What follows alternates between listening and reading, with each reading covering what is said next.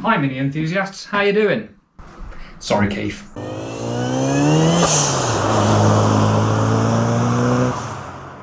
So there's a few upcoming episodes I'm going to get you guys involved in. So Felix has just come off the road for winter pretty much. But because of that, and it's going to be in storage for a little bit, a few months, probably until about January, maybe Bingley time, I'd rather have some new oil in there. Having old oil in the engine, it starts to go acidic and it starts to eat away at things. So if you're going to put a car away for winter, you might as well do an oil change. So I've got some new oil, I've got a new type of filter, so rather than going for the standard MPI oil filter, which is huge, I'm going for a much smaller one. Actually, almost the same size that you'd put on one if you had an oil cooler on, so it needs to do that. There's also an issue that I'm having with oil pressure when the oil temperature gets really, really hot. It's staying really, really high. And like, say for example, I'm in traffic, I drop down to about 800 RPM, I'm seeing about 80, 90 PSI. So I think that the plunger for the relief valve is sticking when it gets really hot. So I'm going to investigate that. I'll change the air filter. I'll say change, I'm going to clean it and I'll take you guys through that. And there's a few other bits and pieces that I'll go through in the meantime. It's a lot to get through. I'll try not to make these episodes really, really long like the previous ones, but we'll get stuck into it, get the car in the garage, drop the oil, have a look at the magnet and go from there.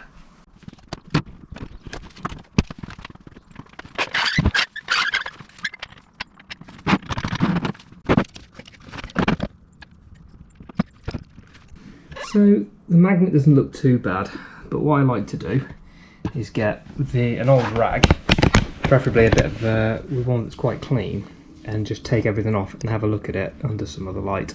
So I'm going to take that all off and have a look.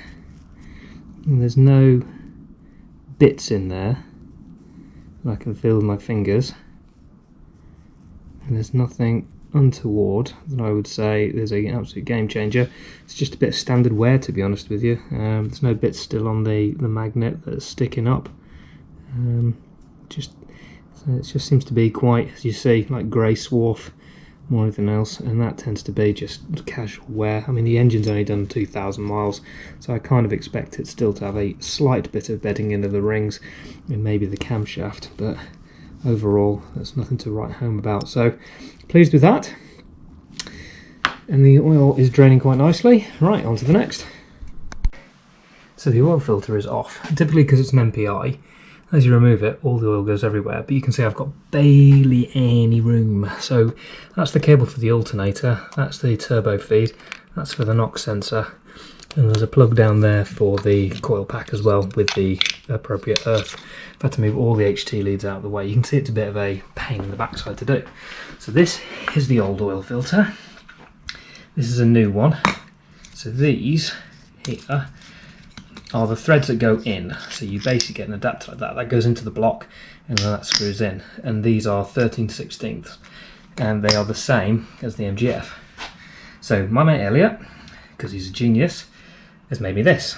And that is a 13/16 to 3/4 fitment. And now I use a man filter because they make OEM stuff. This is a W77, and the concept of this is, look, the 13/16 won't go in, but this is 3/4, so this will. So you get the premise behind it, and that is made to the same length as that one, and it fits in quite nicely.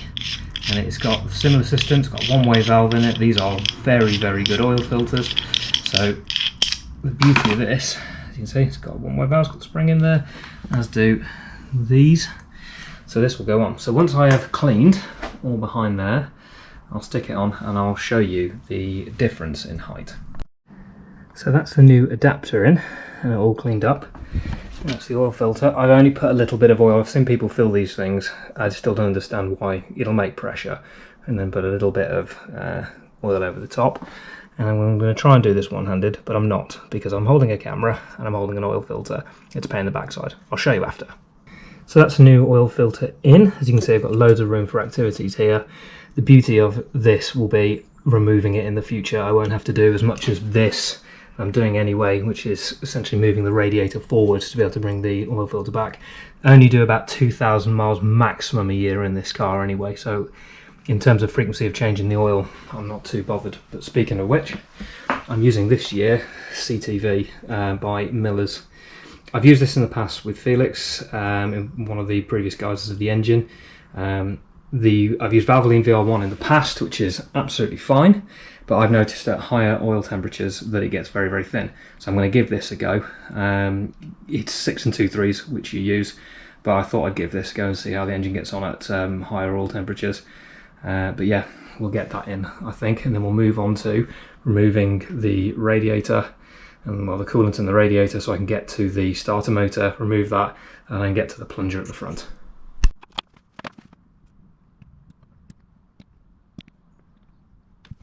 And before some smart ass says, yes, I did put it back in with a new washer. And that's the radiator out.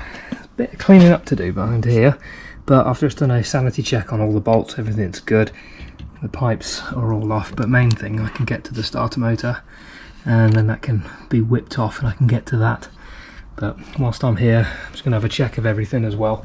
So I've got the ancillary belt off, and apart from a little bit of rust which is from the bottom pulley, it's all in good condition, so there's no need to replace that. The water pump, that was practically new 2,000 miles ago, so I'm going to leave it. Mainly for me and the way which my brain works, I just need to give it a good clean.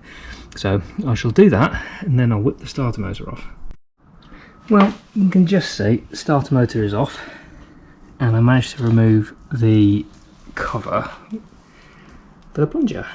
Have that focus. So you can probably see there is some witness marks on the front and on the side, but it will naturally sit to one side anyway. What I'm going to do is I'm going to put it on the end of a drill, and I'm going to run some emery cloth over it and hopefully free it up a bit. I'm tempted to remove the seat.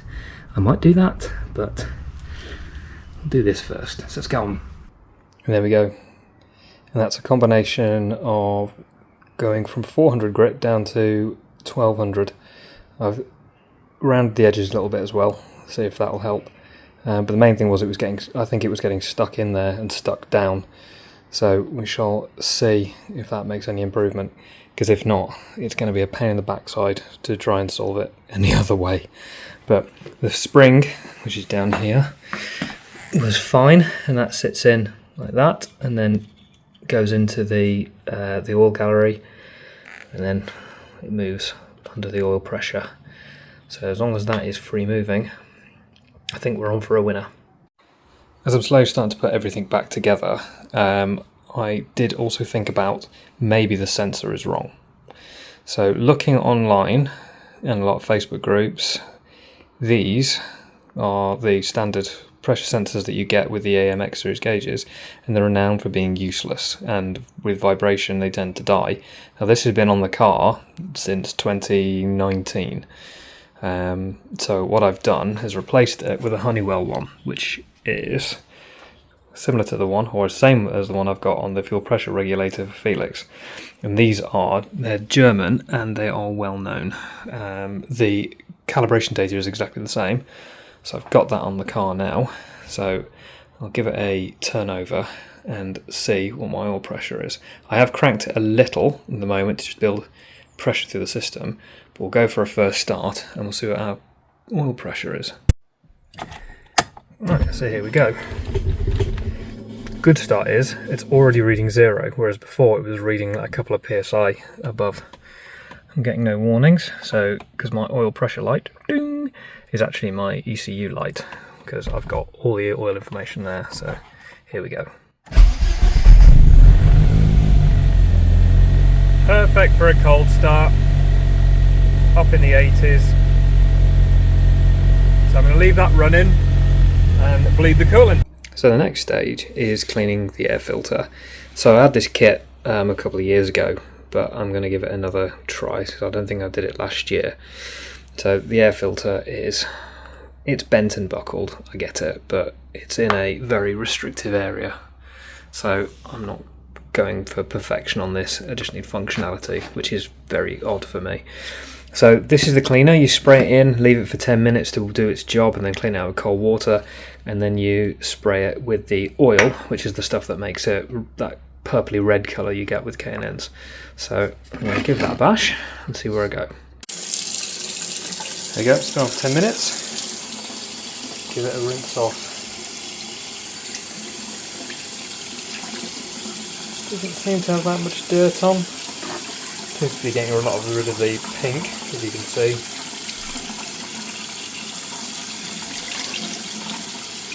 Overall, it seems to be getting rid of much.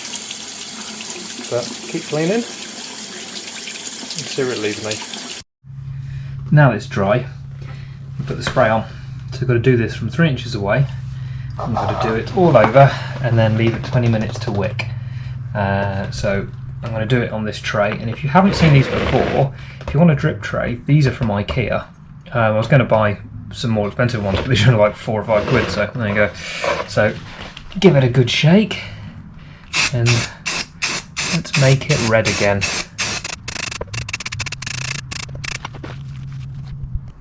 And in the typical Haynes manual style, installation is the reverse of removal.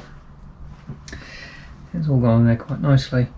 I'm waiting for the bracket for the coil pack to dry. I've just sprayed it black because it was pure aluminium and it was starting to corrode a bit.